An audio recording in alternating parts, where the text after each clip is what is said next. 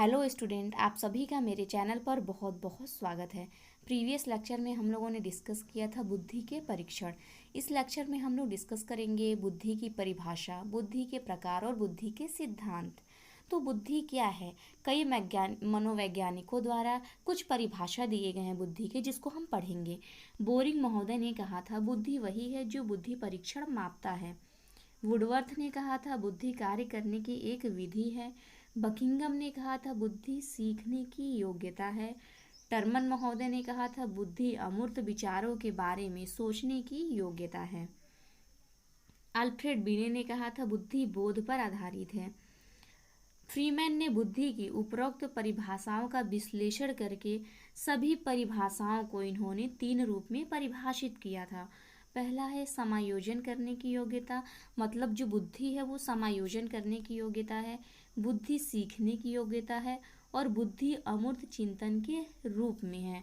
जो समायोजन करने की योग्यता है, इसके जो समर्थक थे वो थे बर्ट, स्टर्न और क्रूज। सीखने की योग्यता बकिंगम और डियरबॉर्न थे। अमूर्त चिंतन के रूप में बुद्धि को माना था टर्मन ने। बुद्धि की व्यापक परिभाषा वैसलर ने दी थी। इन्होंने कहा था उद्देश्यपूर्ण ढंग से कार्य करने, चिंतन करने तथा वातावरण के साथ प्रभावपूर्ण ढंग से क्रिया करने की योग्यता ही बुद्धि कहलाती है। अब हम बात करते हैं बुद्धि के प्रकार। थॉर्नडाइक के अनुसार उन्होंने अपनी पुस्तक एजुकेशनल साइकोलॉजी, शिक्षा मनोविज्ञान में बुद्धि के प्रकार बताए हैं। उन्होंने बुद्धि के 3 प्रकार बताए हैं: अमूर्त बुद्धि, सामाजिक बुद्धि और मूर्त बुद्धि। अमूर्त बुद्धि क्या होता है? इस बुद्धि के लोग जो होते हैं वो तार्किक एवं चिंतनशील होते हैं, जो अमूर्त बुद्धि के लोग होते हैं। इसका अभिप्राय हो गया शाब्दिक तथा गणितीय संकेतों को समझने व प्रयोग करने की योग्यता है। अमूर्त बुद्धि का सर्वोच्च रूप गणित व विज्ञान के सूत्रों व समीकरणों तथा दार्शनिक विचारों में परिलक्षित होता है। ऐसे व्यक्ति प्रायः कलाकार, चिंतक, अध्यापक तथा दार्शनिक होते हैं। अमूर्त बुद्धि का मतलब ही हो गया जो चीज़ें हम देख तो नहीं रहे हैं लेकिन उसके बारे में हम सोच रहे हैं कि ये चीज़ ऐसा होगा, वो चीज़ वैसा होगा, या तो ये चीज़ कैसे है। तो जो चीज़ अमूर्त मतलब वही होता है ना, जो चीज़ें हमें नहीं दिखती है और उसके बारे में हम सोचते हैं। तो जो अमूर्त बुद्धि होती है वो न देखी हुई चीज़ों का चिंतन करना, उसका तार्किक चिंतन करना, वही होता है अमूर्त बुद्धि। सामाजिक बुद्धि होता है ते तात्पर्य जो होता है व्यक्तियों को समझने तथा उनके साथ व्यवहार करने की योग्यता है। जैसे हम समाज में रह रहे हैं तो किस तरह का व्यक्ति है, हम उसको कैसे समझेंगे कि ये किस तरह का व्यक्ति है।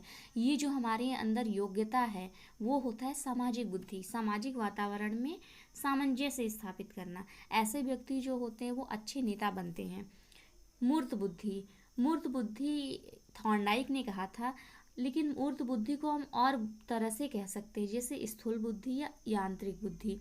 वस्तुओं की समझ रखने वाला, इसे स्थूल बुद्धि भी कहते हैं। यह वास्तविक परिस्थितियों को समझने एवं अनुरूप व्यवहार करने की योग्यता है। दैनिक जीवन में विभिन्न प्रकार के उपकरणों के प्रयोग में स्थूल बुद्धि की आवश्यकता होती है। उपकरण कहा गया है इसीलिए स्थूल बुद्धि को हम यांत्रिक बुद्धि भी कहते हैं, क्योंकि जो मूर्त बुद्धि क्या हुआ कि जो भी हम अपने आसपास जो वस्तुएं देख रहे हैं उस वस्तुओं को हम किस तरह से समझ रहे हैं और उनका किस तरह से उनके अनुरूप हम व्यवहार कर रहे हैं या तो किस तरह से उनका प्रयोग कर रहे हैं, ये हो गया मूर्त बुद्धि। वस्तुओं की समझ रखने वाला, ये अच्छे व्यापारी और भौतिकवादी होते हैं। गैरेट के अनुसार इन्होंने भी 3 प्रकार की बुद्धि बताई थी: मूर्त, अमूर्त और सामाजिक बुद्धि। बुद्धि को निर्धारित करने वाले कारक। बुद्धि के संबंध में मतभेद है।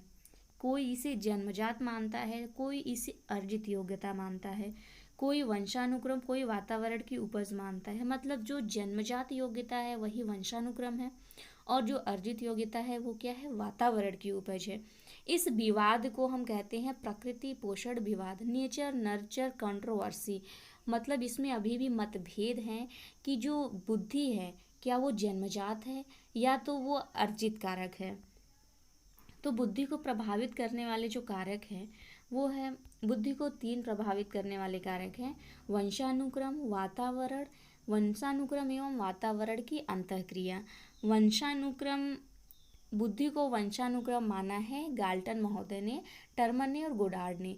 गाल्टन ने अपनी पुस्तक हेरिडिटी जीनियस में कहा है कि उन्होंने बताया कि जो उच्च कोटि की बुद्धि प्रायः कुछ विशिष्ट कुलों में ही दृष्टिगोचर होती है। इन्होंने जब अध्ययन किया तो पाया कि जो अनेक व्यक्ति जो परस्पर रक्त संबंधी थे, मतलब जो एक ही परिवार के थे, एक ही परिवार जैसे रिश्ते होते हैं ना, बहुत लोग फैले होते हैं, तो उनके अंदर क्या था, अगर कोई एक बुद्धिमान है या तो सारे बुद्धिमान हैं, तो उससे जो उनकी संतान होती है वो बुद्धिमान ही होती है। मतलब बुद्धिमान माता पिता की संतान बुद्धिमान, और उनके जो सगे संबंधी हैं वो भी इंटेलिजेंट होते हैं। इस आधार पे इन्होंने कहा था जो बुद्धि है वो वंशानुक्रम होती है। वातावरण काफ़ी वेलमैन और फिल्मोनर ने माना है कि जो बुद्धि है अनुकूल वातावरण में ही मानसिक योग्यता का विकास होता है। अनुसंधान एवं परीक्षण के आधार पर मनोवैज्ञानिकों ने बताया कि 4 वर्ष की आयु तक उत्तम वातावरण प्रदान करके बुद्धि लब्धि बढ़ाई जा सकती है। तीसरा है वंशानुक्रम एवं वातावरण की अंतःक्रिया। निष्कर्षों एवं अनुसंधानों से यह स्पष्ट हो चुका है कि वंशानुक्रम तथा वातावरण दोनों ही बुद्धि का निर्धारण करने के लिए समान रूप से महत्वपूर्ण है।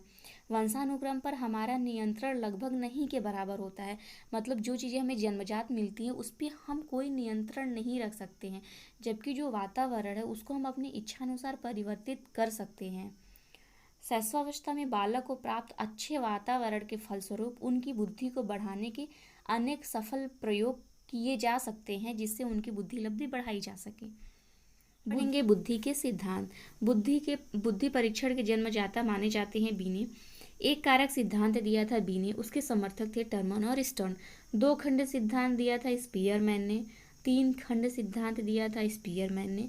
सामान्य व विशिष्ट तत्व सिद्धांत स्पीयरमैन ने दिया है। बुद्धि का द्वय शक्ति सिद्धांत स्पीयरमैन ने दिया है। द्वय शक्ति सिद्धांत स्पीयरमैन ने। त्रिआयाम बुद्धि का सिद्धांत गिलफोर्ड ने दिया है। बुद्धि की संरचना सिद्धांत गिलफोर्ड ने दिया है। समूह कारक या तो समूह खंड सिद्धांत थर्स्टन ने दिया है। बहु कारक आणविक सिद्धांत या मात्रा का सिद्धांत ये थॉर्नडाइक ने दिया है। तरल ठोस बुद्धि का सिद्धांत कैटल ने दिया है। पदानुक्रमिक सिद्धांत फिलिप बर्नन ने दिया है। बहुबुद्धि सिद्धांत हावर्ड गार्डनर ने दिया है। त्रितत्व का सिद्धांत स्टैनबर्ग ने दिया है। बुद्धि का पास मॉडल ये जेपी दास ने दिया है। बुद्धि का वर्ग घटक सिद्धांत थॉमसन ने दिया है। ये थे बुद्धि के सिद्धांत। अब हम डिस्कस करेंगे आज बुद्धि का एक कारक सिद्धांत और बुद्धि का द्विकारक सिद्धांत। जो बुद्धि का एक कारक सिद्धांत है ये सबसे प्राचीन सिद्धांत है। इसमें माना गया था कि जो बुद्धि है वह एक अविभाज्य इकाई है। मतलब जो बुद्धि है उसमें समस्त मानसिक क्रियाएं नियंत्रित होती हैं। इसके समर्थक थे बीने, टर्मन, स्टर्न। लेकिन जो मनोवैज्ञानिक थे इस सिद्धांत को बाद में अस्वीकार कर दिए थे। फिर उसके बाद आया द्विकारक सिद्धांत। इसके प्रतिपादक स्पीयरमैन है। इन्होंने बुद्धि को 2 कारकों से मिलकर बनी हुई है यह बताया, सामान्य योग्यता कारक और विशिष्ट योग्यता कारक।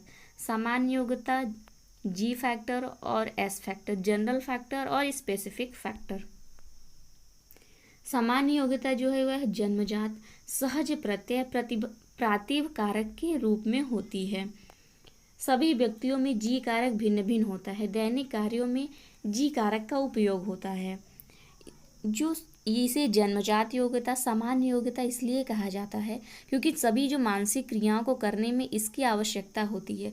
मतलब हम जितने भी मेंटल प्रोसेस करते हैं उस सभी को करने में जो जी कारक है उसका उपयोग होता है। सभी व्यक्तियों में जी कारक भिन्न भिन्न मात्रा में होते हैं।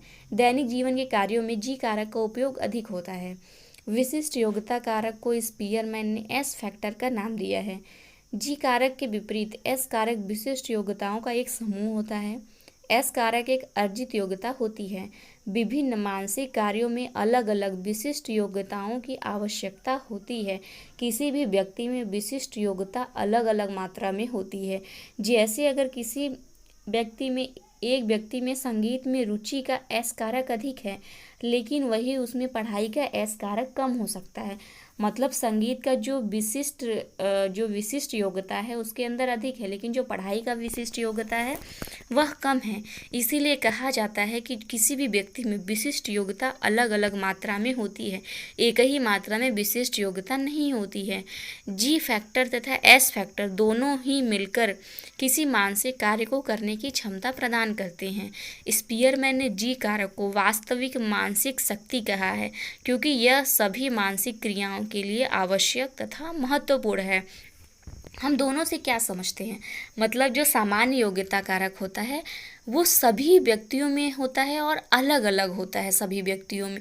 फॉर एग्ज़ाम्पल जैसे हो गया डेली का हमें नहाना, खाना खाना, ये क्या होता है, ये सभी व्यक्तियों में होता है और कुछ ज़्यादा कुछ कम मात्रा में होता है, जिसमें हम दैनिक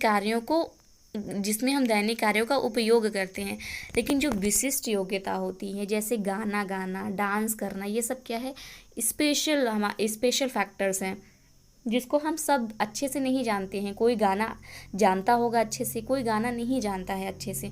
अब हमारे अंदर ही अगर गाने का मान लीजिए जो स्पेसिफिक फैक्टर है वो ज़्यादा है, लेकिन डांस का कम है, या तो डांस का ज़्यादा है, गाने का कम है, तो यही कहा जाता है जो हमारे विशिष्ट योग्यताएं होती हैं वह अलग अलग होती हैं। जो उसकी मात्रा होती है उसकी मात्रा अलग अलग होती है एक ही व्यक्ति में।